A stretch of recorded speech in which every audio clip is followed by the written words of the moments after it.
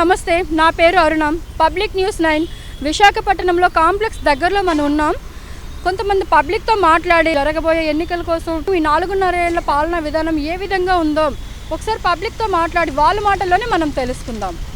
నమస్తే. మీ పేరేంటండి? నా పేరు శ్రీనివాసరావు. మీరు ఎక్కడి నుంచి వచ్చారు? మాది బోని, పల్లెటూరు బోని. ఇక్కడికి మా ఫంక్షన్కి వచ్చామమ్మా. మీకు రేషన్ కార్డు ఉందా? రేషన్ కార్డు ఉంది. గవర్నమెంట్ నుంచి ఏమైనా పథకాలు అందుతున్నాయా మీకు? ఏదో కొన్ని అంది, కొన్ని అందలేదు. కానీ మాకు లేబర్ అన్నోడికి కూలి లేదు, ఇసుక దోపిడీ, మందు బాబులు ఎక్కువైపోయి మందు వల్ల చాలామంది చనిపోయారు.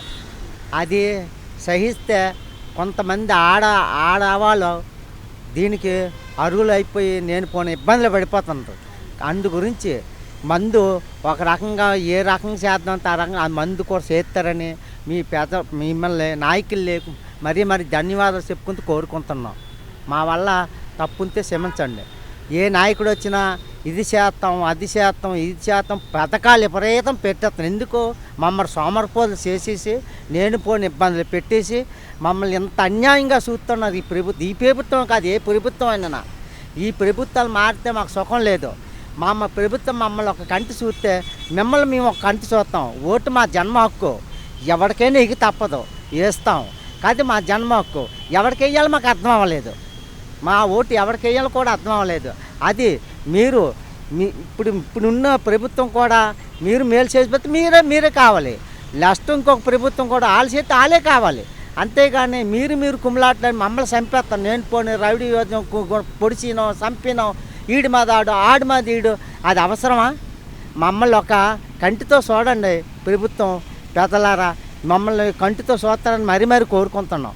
మాకు నిత్యావసర వస్తువులు అనేక రేట్లు పెరిగిపోయి నేను కొన్ని ఇబ్బందులు పడిపోతున్నాం. ఏది కొనుక్కోలేము. కేజీ కందిపప్పు కొందామంటే ఎక్కడ 200 అయిపోయింది. ఎక్కడ కొనుక్కోగలం, ఎక్కడ తినగలం? మాకు వచ్చి ఇది 300 కూలు. ఈ 300 కూలితోటి మేమేం చేయాలా? మీకు అంతా తెలుసు.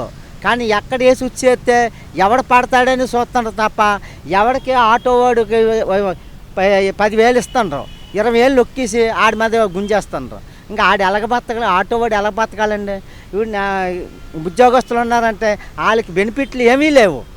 ఆ బెనిఫిట్లు కూడా మీరు ఏదో రకంగా కొన్ని చూడలేదు. కొద్దిగా అందరూ ఏదో అవకాశం ఉంది చూద్దాం. మున్సిపాలిటీ ఉన్నంటే మీరు ఏదో గెలిపించేస్తారు, వాళ్ళందరూ మీకు ఓటు వేస్తారు. ఇప్పుడు వాళ్ళకి నిరుద్యోగం అయిపోయింది. వాళ్ళకి వచ్చి జీతాలు లేవు, పెన్షన్ లేవు, ఏటీ లేవు. అవన్నీ అమలు చేస్తే మాకు నాకు ఉద్యోగం లేదు, సద్యోగం లేదు. వాళ్ళందరి గురించి మాట్లాడే హక్కు కూడా లేదు. కానీ వాళ్ళందరూ బాధ విని నేను ఈరోజు మాట్లాడుతున్నాను. అంతే. తప్పులుంటే నన్ను క్షమించండి. అది ధన్యవాదాలు.